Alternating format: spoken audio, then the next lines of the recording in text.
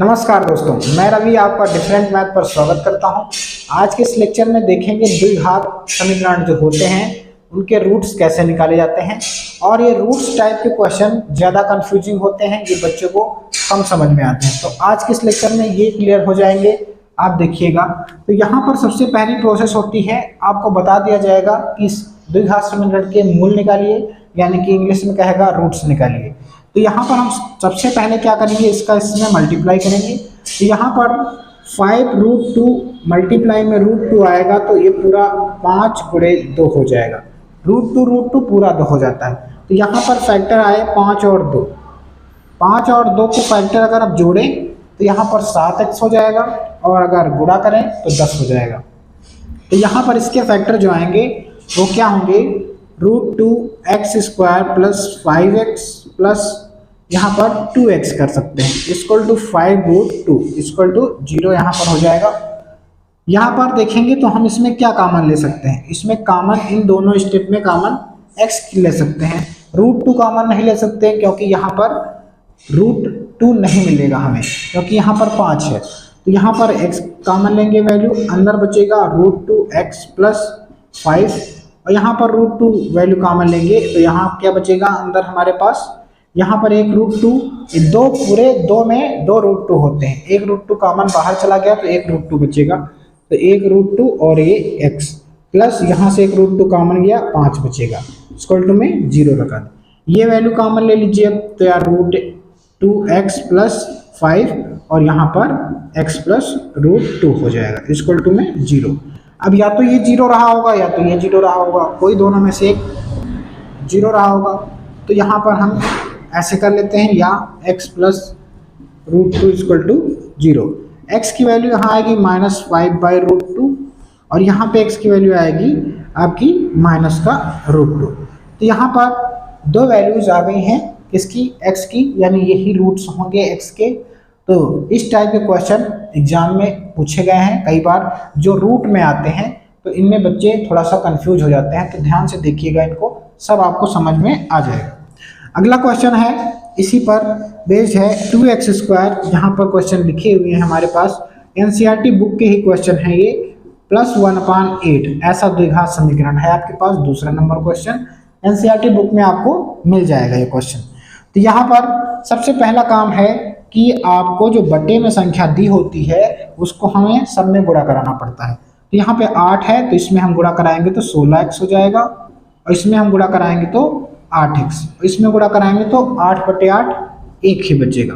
तो यहाँ पर इक्वेशन ये हमारे पास आया। बटे में 8 फिर आता है, बटे में 8 फिर आएगा, लेकिन वो 0 से इधर जाके मल्टीप्लाई होके 0 हो जाता है।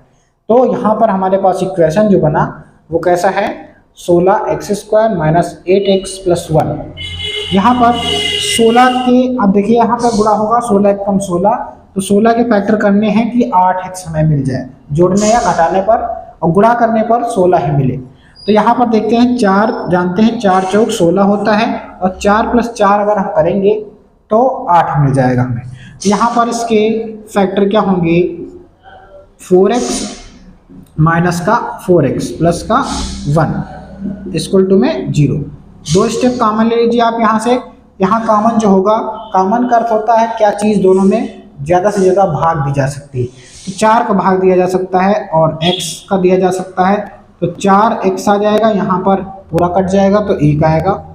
यहाँ पे माइनस की कौन सी वैल्यू लें, माइनस का 1 कॉमन लें, क्योंकि इन दोनों में ना तो x कॉमन है ना तो 4 कॉमन है, तो जहाँ कॉमन ना हो वहाँ 1 माना जाता है कॉमन। यहाँ पर देखेंगे तो माइनस 4x हो जाएगा, माइनस प्लस माइनस का 1 आएगा, इक्वल टू में 0। अब 4x माइनस 1 कॉमन ले लेंगे और यहाँ पर 4x माइनस 1 कॉमन ले लेंगे, दोनों सेम चीज़ हैं। तो यहाँ से x की वैल्यू निकालेंगे अगर, तो क्या आएगी, x की वैल्यू आ जाएगी 1/4 आ जाएगी। दोनों में x का मान यही आएगा। तो x के मूल जो होंगे, मूल जो आएंगे वो क्या होंगे, 1/4 व 1/4, दो मूल आएंगे, वो दोनों सेम ही मूल होंगे इस क्वेश्चन में। तो हमने यहाँ पर 2 क्वेश्चन देख लिए हैं। ये फैक्टर मेथड है, यानी कि द्विघात समीकरणों के गुणनखंड कर रहे हैं हम। और आगे जो भी क्वेश्चन फंसे वो हमें कमेंट करके बता दें, ये क्वेश्चन नहीं आ रहा, हम उस पर वीडियो बना देंगे। आगे इस लेक्चर में देखते हैं लैंग्वेज वाले प्रश्न कैसे आते हैं।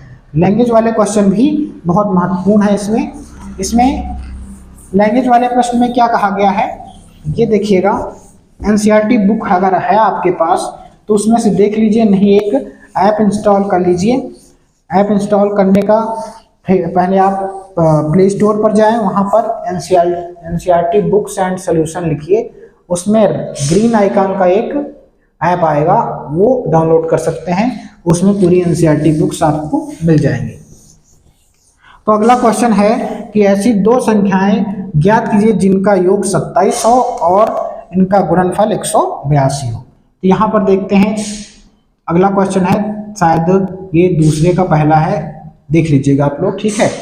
तो यहाँ पर क्या करा है, दो ऐसी संख्याएं बतानी है जिनका योग क्या हो, जिनका योग 27 हो और उनका गुणनफल क्या होना चाहिए, उनका गुणनफल 182 होना चाहिए। तो यहाँ पर माना पहली संख्या मान लिया हमने x, तो दूसरी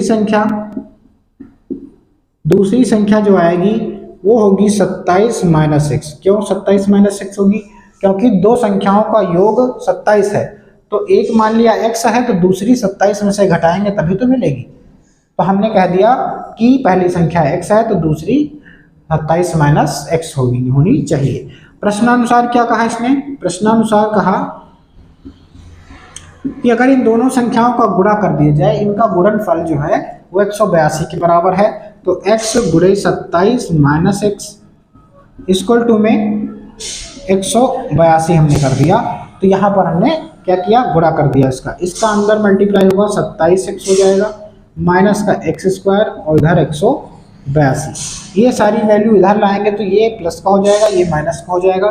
तो x स्क्वायर माइनस 27x और ये प्लस का 182 इक्वल टू में 0 आ जाएगा। ऐसा शुद्ध इक्वेशन हम बना लेंगे। अब हमें क्या करना है, 182 के फैक्टर करने हैं कि हमें 27x मिल जाए। द्विघात समीकरण बन गया। अब इसके हम मूल फाइंड करना चाहते हैं तो हमें क्या करना पड़ेगा, 182 के फैक्टर करने पड़ेंगे। 2 9 18 होता है और 2 एकम 2, 13 7 91 होता है, तो 7 गुणे 13 हो जाएगा, यहाँ 13 एकम 13 हो जाएगा। 7 दूनी 14 होता है और 14 13 जोड़ेंगे तो 27 मिल जाएगा और 14 गुणे 13 करेंगे तो 182 मिल जाएगा। तो यहाँ पर हमें वही सर्च करना था कि ऐसे फैक्टर हो जिनका योग 27 हो, योग और गुणनफल 182 हो। तो यहाँ पर हमें फैक्टर मिले 13 और 14। तो यहाँ पर हम देखते हैं एक्स स्क्वायर 27 को कैसे लिख सकते हैं, 14 प्लस 13 182 इक्वल टू में 0। यहाँ पर x square minus 14x minus का 13x प्लस 182 इक्वल टू में 0 आ जाएगा। यहाँ से हम क्या कॉमन ले सकते हैं, इसमें से x कॉमन लेंगे तो x माइनस 14 आएगा, माइनस 13 कॉमन लेंगे इसमें से तो x माइनस 14 ही आएगा। तो x माइनस 14 एक तरफ कॉमन हो जाएगा और x माइनस 13 एक तरफ हो जाएगा। तो यहाँ पर हम कह सकते हैं कि x इक्वल टू 14 आएगा या फिर x इक्वल टू 13 आएगा। तो अगर हम दोनों संख्याएं x को पहली संख्या मानेंगे यानी कि 13 मानेंगे तो दूसरी 14 हो जाएगी, और ये तो हम कह सकते हैं अतः दो संख्याएं क्रमशः 13 व 14 हैं। ठीक है, 13 व 14 दोनों संख्याएं हम मान सकते हैं। तो यहाँ पर ये क्वेश्चन कंप्लीट हुआ आपका। तो यहाँ याद रखिएगा, इस टाइप के क्वेश्चन एग्जाम में आते भी हैं, तो इनको ध्यान से देखिएगा। लैंग्वेज वाले प्रश्न ज़्यादा पूछे जाते हैं, तो इसको हम इरेज कर लेते हैं। अगले क्वेश्चन पर बढ़ते हैं। अगला क्वेश्चन क्या कह रहा है, अगला क्वेश्चन ये है कि किन्हीं दो संख्याओं के वर्गों का योग, कह रहा है दो क्रमागत संख्याएं हैं और जिनके वर्गों का योग जो है वो 365 है। कितना है, 365। क्रमागत संख्याओं का मतलब होता है कॉन्जिक्यूटिव नंबर्स, यानी कि जो क्रम से आए, जैसे 1 तो उसके क्रम अगली वाली संख्या 2 होती है। तो क्रमागत संख्याओं का मतलब है जो क्रम से आए। तो माना पहली संख्या इसमें क्वेश्चन में क्या कहा, ऐसी दो क्रमागत संख्याएं हैं जिनका वर्गों का योग अगर वर्ग करके तब जोड़ा जाए तो वहां पर 365 आना चाहिए। तो यहां पर मान लेते हैं एनसीईआरटी बुक का क्वेश्चन है 3rd नंबर शायद, तो देख लीजिएगा इसमें कि 3rd नंबर ही होगा यहाँ पर। तो माना पहली संख्या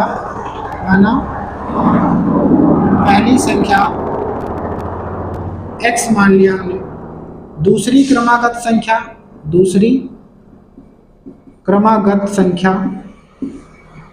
x + 1 होगी, क्योंकि क्रमागत का मतलब है क्रम से आने वाली संख्या, कॉन्सिक्यूटिव नंबर्स। तो आगे हमने मान लिया x + 1 है। अब अकॉर्डिंग टू क्वेश्चन यानी कि प्रश्नानुसार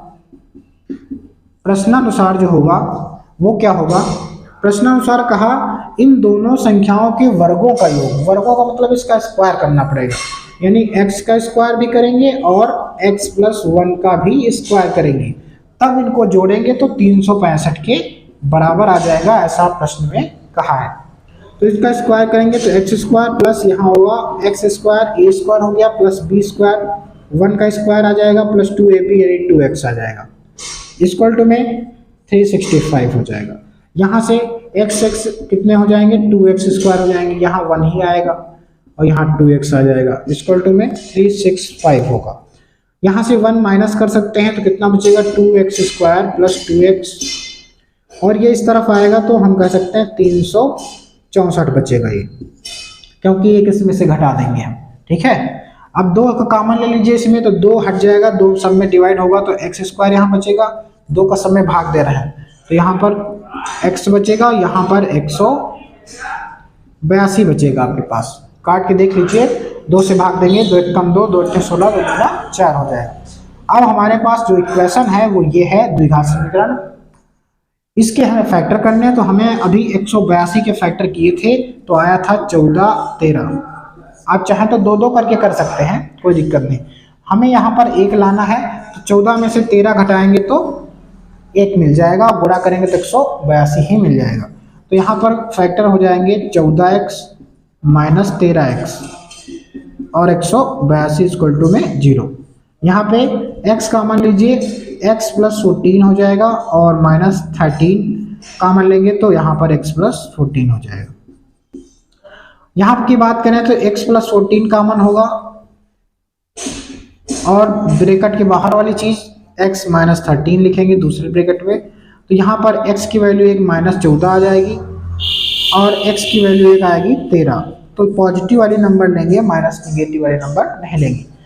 तो हम कह सकते हैं पहली संख्या जो है वो 13 है और दूसरी क्रमागत संख्या 14 होगी। तो हम लिख देंगे अतः पहली संख्या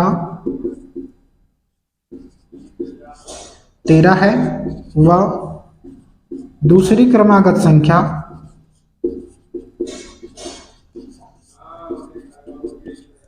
14 होगी, ये आप लिख सकते हैं।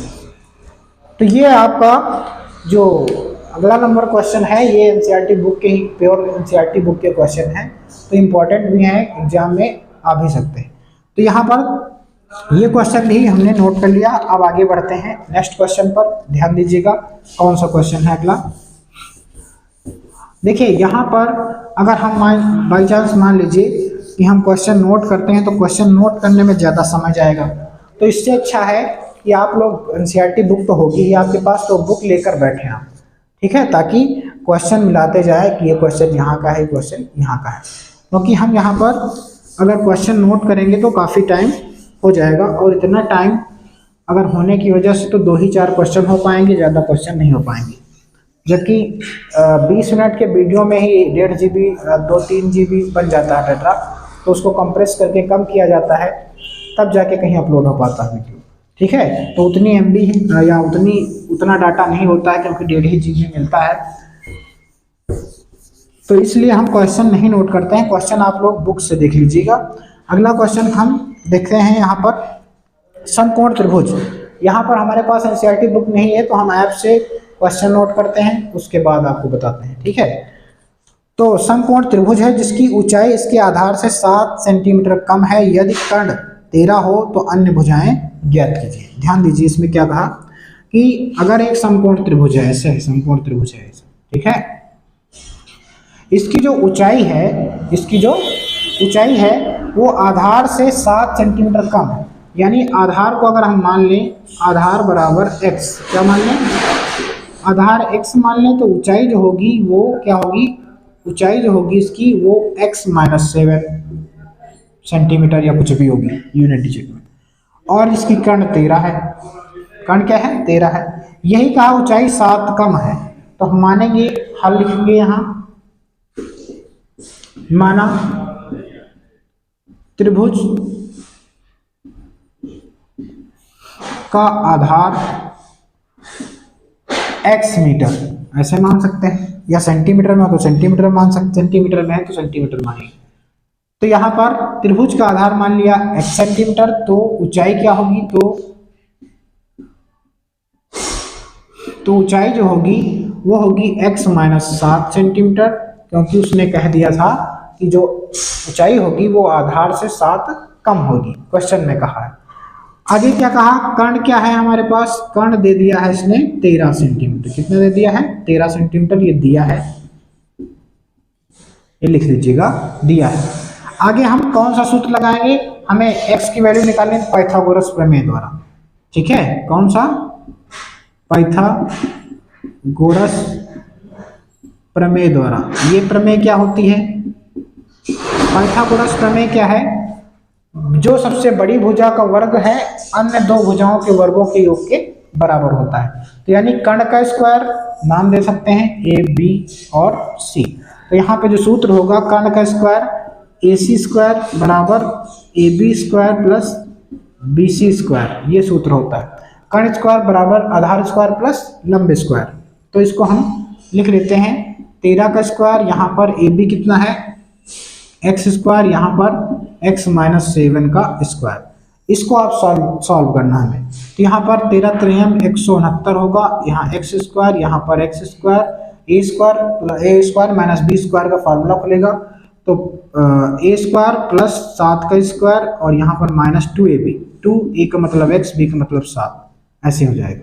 169 इक्वल टू 2x स्क्वायर हो जाएगा, एक x स्क्वायर मिलके 2x स्क्वायर हो जाएगा, 7 सता 49 हो जाएगा यहाँ पर, और 7 दूनी 14x हो जाएगा। यहाँ पर 49 उस तरफ जाके माइनस हो जाएगा, तो यहाँ पर हम कितना बचेगा, यानी कि 9 में से 9 गया 0 और 6 में से 4 गया 2, 120 बचेगा उस तरफ घटा के।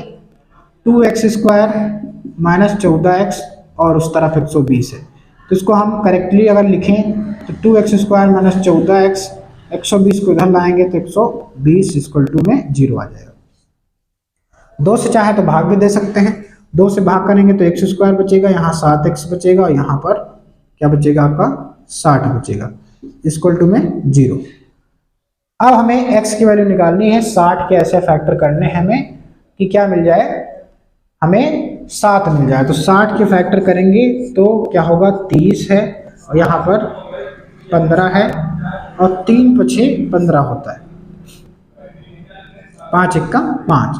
तो यहाँ पर हमें लाना क्या है, लाना है 7। तो 7 कैसे निकलेगा, यहाँ पर अगर देखें हम 3 दूनी 6 दूनी 12 और 12 में अगर 5 हम घटा दें तो क्या बचेगा हमारे पास, 7x बच जाएगा, ठीक है। तो यहाँ पर फैक्टर जो आएंगे वो 12 और 5 होंगे।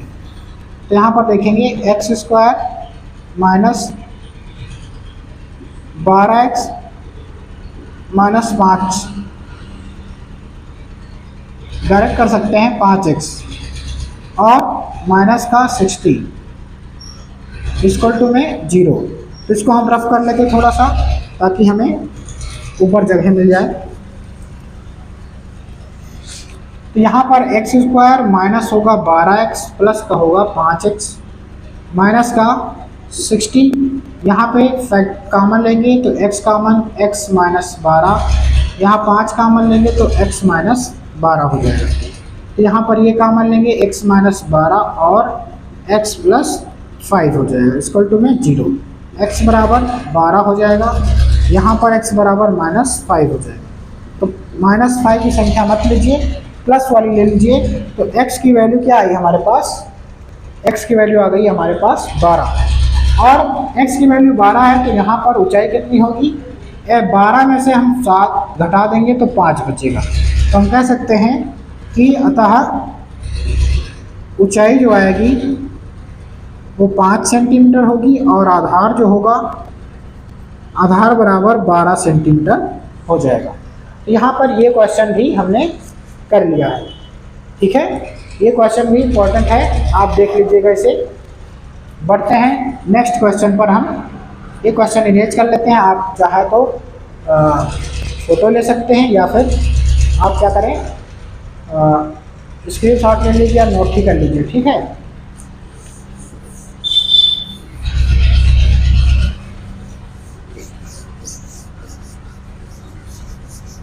एक लास्ट क्वेश्चन बचा हुआ है, वो भी देख लीजिए, तब ये एक्सरसाइज समाप्त हो जाएगी आपकी। तो हम कल के लेक्चर में सीखेंगे कि पूर्ण विधि द्वारा यानी पूर्ण वर्ग विधि द्वारा कैसे हम रूट्स निकालते हैं, यानी कि स्क्वायरिंग मेथड द्वारा हम कैसे रूट्स को निकालते हैं। अगला क्वेश्चन ये है, ध्यान दीजिएगा कि एक कुटीर उद्योग है जिसमें एक दिन में कुछ बर्तनों का निर्माण किया गया है और एक विशेष दिन ऐसा हुआ है कि प्रत्येक नग की निर्माण लागत जो है वो बने हुए बर्तनों की 2 गुने से 3 अधिक है।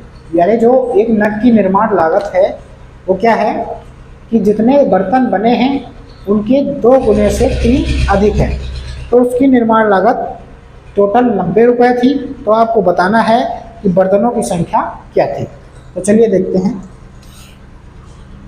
आपका एनसीईआरटी में मिल जाएगा ये क्वेश्चन, देख लीजिएगा। माना एक दिन में निर्मित बर्तनों की संख्या जो होगी x है। कितनी है, x है। और एक नग की निर्माण लागत मान लेते हैं कितनी है, प्रश्नानुसार इसके 2 गुने से 3 अधिक है। तो इतनी निर्माण लागत हो जाएगी, यानी कि जितने बर्तन बने हैं उसके 2 गुने से 3 अधिक, यानी x बने थे तो 2x + 3। अब प्रश्नानुसार क्या कहा, कुल लागत कितनी है, कुल लागत है उस दिन की 90 रुपये। कितनी है, 90 रुपये। तो प्रश्नानुसार यहाँ करेंगे हम,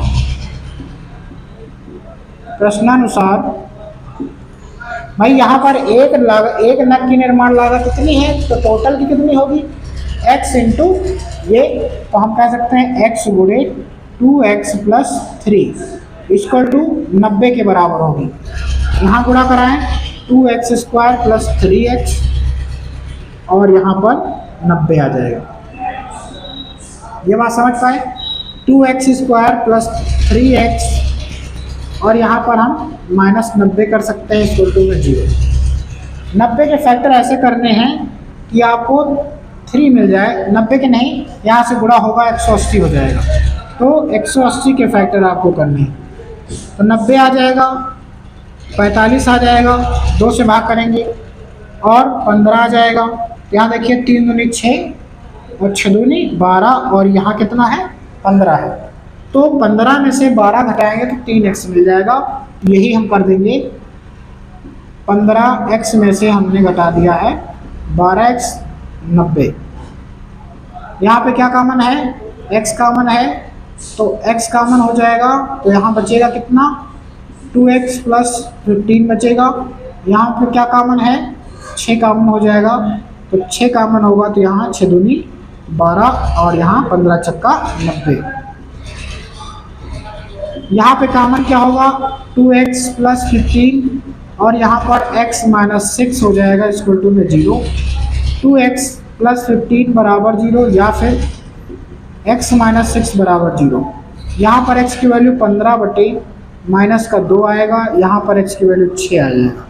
तो यहाँ पर हमने देखा तो माइनस वाला निशान, माइनस वाला वैल्यू नहीं लेंगे, प्लस वाला लेंगे। x की वैल्यू कितनी आई, 6। अतः अतः यहाँ पर क्या हम कह सकते हैं कि जो बर्तन बने थे एक दिन में वो कितने थे, 6 बर्तन थे, और निर्माण लागत कितनी थी, हम लिख लेंगे अतः निर्माण लागत एक नग की तो कितनी हो जाएगी 2x + 3, तो हम कह सकते हैं 2 × 6 + 3, तो यहाँ क्या होगा 2 × 6 = 12 + 3, तो हम कह सकते हैं 15 रुपये एक नग की निर्माण लागत होगी। तो ये क्वेश्चन हम कर चुके हैं, एक्सरसाइज ये फिनिश हो चुकी है। मिलते हैं नेक्स्ट लेक्चर में और इसमें सीखेंगे हम पूर्ण वर्ग बना के पूर्ण वर्ग विधि से कैसे हम रूट्स निकालते हैं। आज के लिए इतना ही। वीडियो अच्छा लगा तो हमें ज़रूर बताएं। धन्यवाद। Take care.